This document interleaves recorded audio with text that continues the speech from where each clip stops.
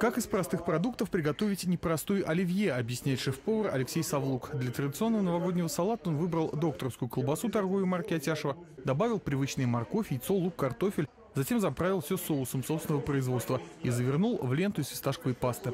Журналистам ведущих СМИ региона блюдо понравилось, и коллеги девушки наперебой начали задавать вопросы, как создать эту фисташковую ленту и что будет на праздничном столе у самого шефа. Оливье, ну честно, селедочка под шубой. Это обязательно. Ну, может быть, типа из колобчиков свиных. Официантки тем временем вносят следующее блюдо. Это жульен, его основной компонент – сервелат австрийский атяшевского производства. Также потребовался сыр, сливки и томаты. Алексей запекал жульен при температуре 200 градусов по Цельсию.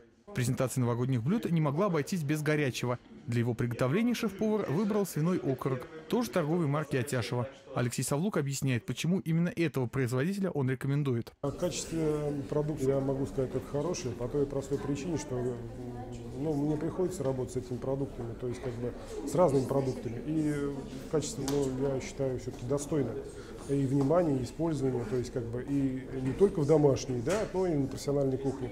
Перед самым десертом Алексей представляет свой кулинарный экспромт – пиццу, которая уже стала даже не итальянским, а российским национальным блюдом. В составе начинки, кроме традиционного соуса и томатов, сыр, копченая колбаса «Престиж» торговой марки Атяшева. Это блюдо, как утверждает шеф-повар, можно готовить из всего, что осталось в холодильнике. К сожалению, в одном сюжете невозможно рассказать обо всех кулинарных секретах новогоднего стола, но при желании на все вопросы ответят на официальных страницах холдинга «Мордовский бекон» и бизнес-центра «Восьмое чудо света» в социальных сетях. Обсуждение мастер-класса там идет уже сейчас. Таким образом, мы сделали подарок нашим потребителям, которые смогут из наших качественных, вкусных и доступных продуктов приготовить интересные блюда к Новому году, порадовать своих близких.